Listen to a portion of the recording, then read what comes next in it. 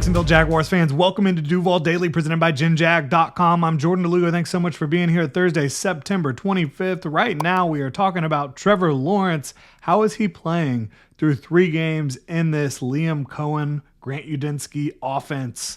A lot of changes on this offense, a lot of changes with how the quarterback position is being coached in Jacksonville. How's Trevor doing? We're going to dive into it. Really appreciate y'all being here. If you enjoy the content, please like and subscribe. You can also check out genjag.com/shop, pick up some new Duval gear. So, Trevor Lawrence. There's a lot of commentary nationally that Trevor Lawrence has not been playing well for the Jaguars. He's not playing winning football. He's not showing the progress that people expected with this Liam Cohen offense after Liam Cohen went to Tampa and made Baker Mayfield look like a potential MVP candidate last year, all these things, right? So we're going to dive into it here. I think that these narratives are honestly pretty crazy. I just do. I think that a lot of it stems from, you want clicks from talking about former number 1 overall picks potentially being busts. I think you want clicks from fantasy football stuff, He's ruining Brian Thomas Jr. He's ruining Travis Hunter. You got people talking about Shane Waldron's ruining Travis Hunter and Brian Thomas Jr., that he's a curse. There's just a lot, and I think most of it is just asinine. It's also been 3 games. To make any sweeping proclamations about this offense through 3 games, especially after coming off a game against the Houston Texans defense that has been really difficult to score points on. Just ask the Rams and the Bucks. It's folly. It's silly to try to really have a take that it's not working, or that Trevor Lawrence isn't good enough, or anything like that. So that's that. Pre-snap. Getting everybody lined up, working through the reads, changing plays at the line of scrimmage. He's got all the power to do all that stuff right now, and I think he's doing a pretty darn good job of it. There's been a couple times where I thought that the pre-snap penalties might have been due to timing issues, where Trevor Lawrence could have waited to potentially send someone else in motion. I think there's also some ticky-tack stuff that's been called, and sometimes that happens when you're a team that has a lot of penalties of a certain kind. The refs start to pay attention to that more, and you start to, it's like a self-fulfilling prophecy sort of thing. But pre-snap overall, I think he's been really good. I think he's been diagnosing pre-snap. I think he's been changing plays well pre-snap, and Liam Cohen feels the same way. Getting through reads is something that a lot of folks complained about with Trevor Lawrence in the previous offense.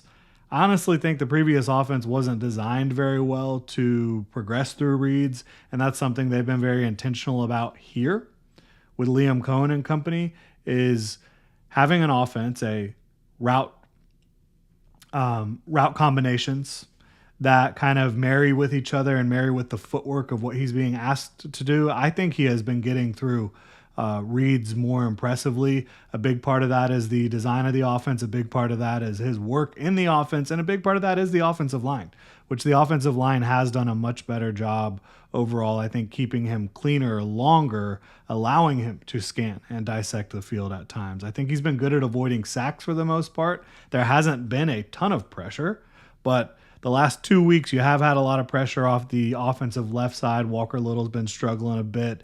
There's been a little bit of pressure up the middle, mostly from the right guard spot. But I think he's done a good job avoiding sacks and pressure for the most part and keeping things alive. Accuracy, when he actually goes to throw the football, been a little bit up and down. There's definitely been some really great throws that were dropped. There's definitely been some throws that were good that have been dropped, and there's been some misses as well. So I think that part, you'd like to see a little bit more consistency. Has it been bad? No, I don't think so. I think there's times where he can probably pull the trigger a little bit quicker and more decisively, but there's also moments where you say that, but he's waiting for something to open up down the field for it to be a bigger shot. But it's okay, well, you could have just taken what was there. For the most part, I think he's doing a good job being decisive and making the right decisions. He and his receivers have got to get on the same page. That is the biggest takeaway so far, rewatching all the Trevor Lawrence throws. They've just got to. It's unbelievable. If you just take away the drops, where would this offense be? This team would be 3-0. Trevor Lawrence would have at least one more touchdown pass. There probably should be 2 or 3 more touchdown passes, just based on receivers not doing their job. But at least one, Diami. If you take away the drops, the drop rate is 17%. I've never seen anything like that. I haven't. And like you look through, everyone's like, oh, well, Trevor Lawrence isn't throwing accurate footballs. The ones that are drops are even bad throws and they're off target. I don't think that's the case at all. I think people are looking for a scapegoat. People are looking for clicks. Fantasy football is mad. National media wants your attention. All this stuff. This hot take culture is permeating football. But the drop rate is 17%. Again, I've never seen anything like that. You look throughout Trevor Lawrence's career, right?